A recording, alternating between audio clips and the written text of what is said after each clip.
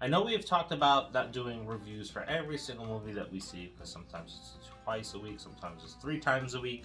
So we use our Facebook page for those other reviews. But this is one that we had to talk about, or at least me. Welcome to another episode of the Popcorn Confessional, and this is Dave from Nerdbox, and I'm accompanied by my wife Jen, also from Nerdbox. And on this episode, we are talking about 2022's Abandoned. So fire up the Jiffy Pop and meet us in the booth.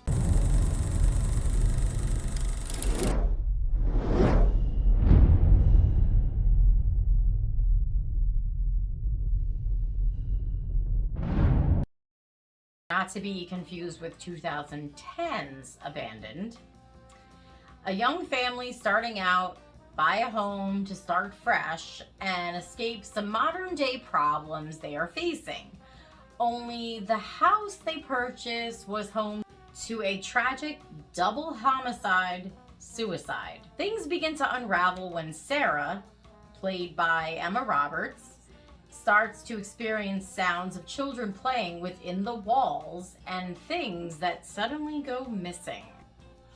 As always, make sure that you are liking this video because you're watching it. I know it is difficult if you are watching it on your TV, like what we do with our YouTube videos and channels that we watch. It's on the TV, so you can't like it. It really sucks. Yeah, you have to take the time to go into their channel and like things and subscribe, which is, it is an extra couple of steps, but it's worth it, right, guys? You like what we put out there, so, and this helps us. It helps us. And it helps you. How does it help them? Because they get to see more of us. Oh, okay. Anyway, so yes, please like the video. We appreciate when you like it. We appreciate the comments in the comments section. So yes, thank you for watching. Thank you for watching some of the other shows. And we are going to reward everybody with a contest and a bunch of giveaways. Scream stuff, maybe some black foam stuff, and some poster stuff, and some pin stuff. So some really good stuff is coming later. So stay tuned. So what did you think about Abandoned? Great cast, right? Emma Roberts, everyone knows who that is. John Gallagher Jr. If you don't know who he is, he was in on Amazon Prime in Modern Love, and he also was in Come Play. Yeah, but Come Play came out as the theaters were opening up. That's true. So many of you may not have seen that film, so I get that. And he's been in some other things I don't know off the top of my head. And then we have Michael Shannon.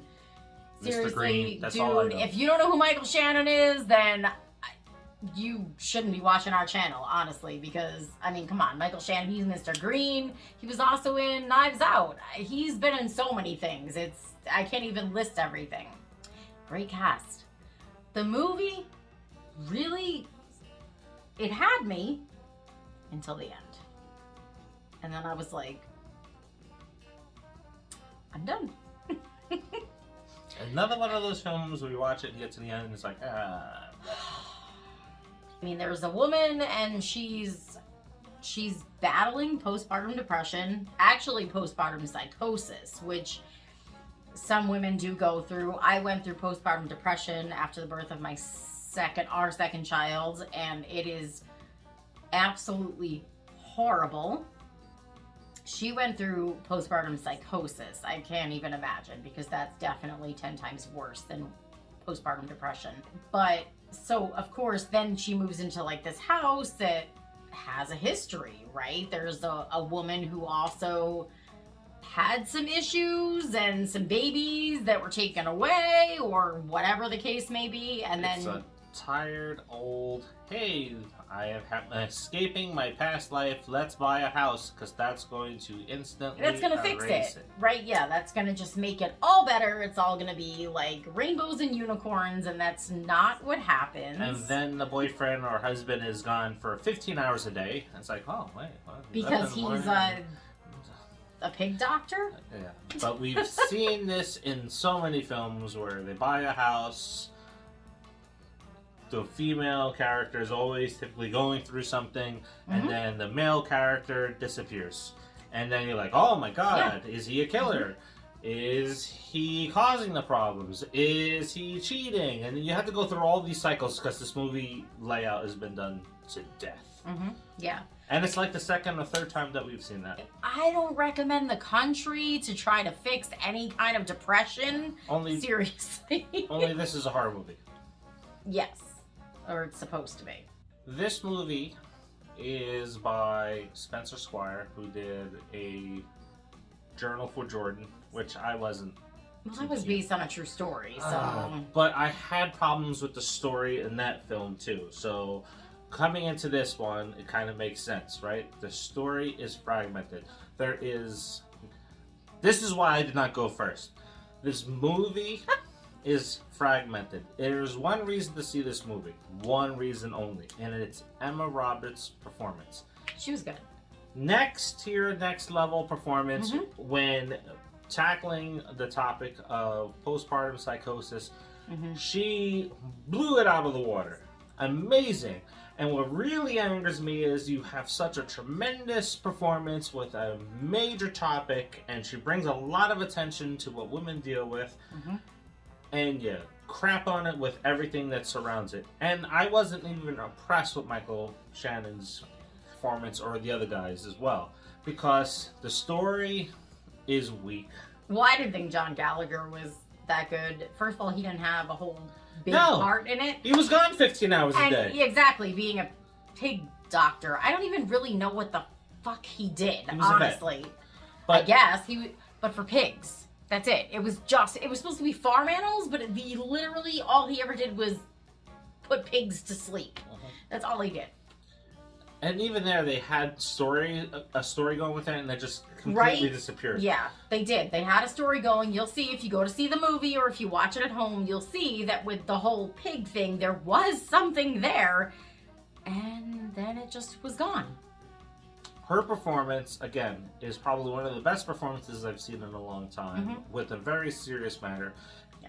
Almost thinking like Anthony Perkins, the father, because he went to another level when he was, performing that disease. Absolutely. She did this as well, which is really a shame because the film is utter garbage. And the reason why I say that is because, again, the story is fragmented, and the horror tropes. Like, don't write a horror movie to write a horror movie. If you don't understand the genre, stay away from it. Don't take a paycheck for it. No. Because how they try to put in scares is heavy percussion. Yeah. Loud strings, loud everything. Like, every single moment when they're trying to build up tension, it gets the volume. Like, I don't know what the editor did, but the volume was cranked up to, like, 15. Yeah. And it should have been out of 10. And or lower. it actually, when they surprise you with that to try to get you to jump, it actually hurts your ears. Yeah. It is really loud, obnoxious, and uncalled for. Yes. So you try to mask a paranormal type of film with the heavy percussion, and the last time that I seen that was in the recent Grudge remake, where that's what they try to do, is they try to make the Grudge into something else, and then they just threw this loud music in there to try to get you to jump, and it just takes away from the film itself. And here's the thing, guys. Postpartum depression, postpartum psychosis, they're so real. They're so real. Let me just tell you quick, I had a 3-year-old and I had an infant that never slept. He was up every 2 hours to eat, and then it took him an hour and a half to eat and fall back to sleep. So I got a half an hour of sleep every 2 hours.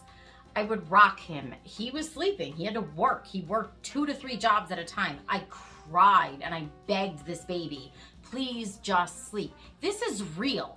I get it. You want to turn into a horror movie, but do it the right fucking way. You need to do it the right way. Maybe talk to some women who have experienced this.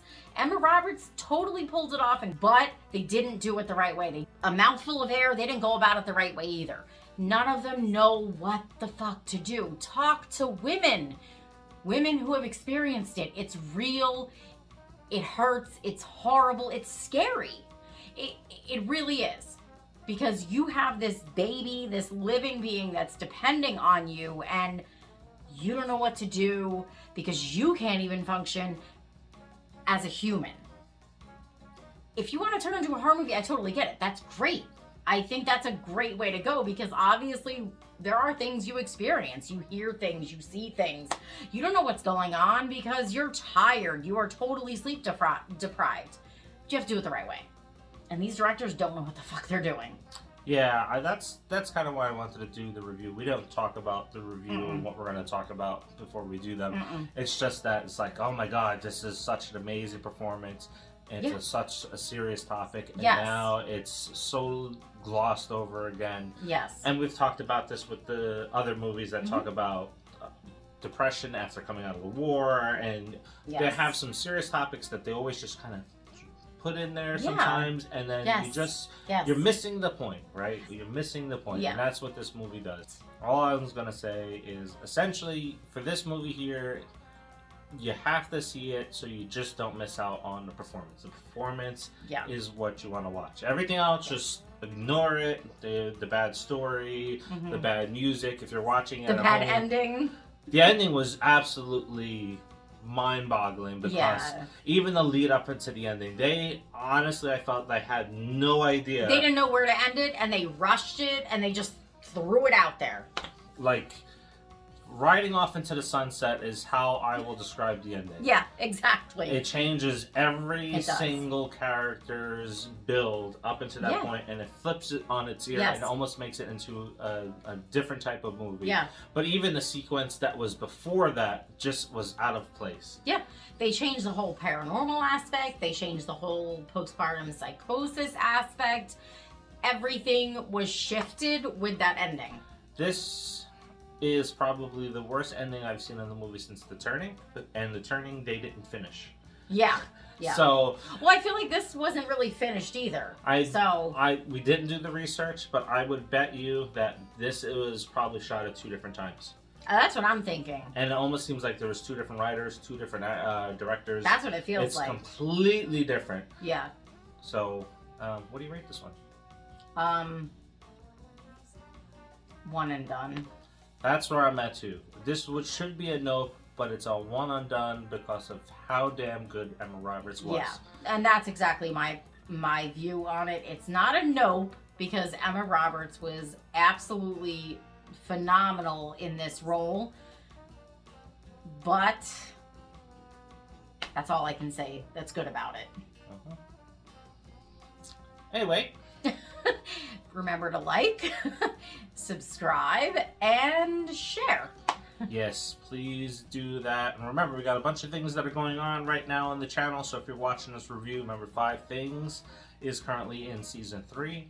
We're talking about the fan film of Friday the 13th, which looks amazing. And we have some more really cool stuff possibly coming up. So. Oh yeah, I'm waiting for it to come from the UK, and it rhymes with green. So, until the next, See ya.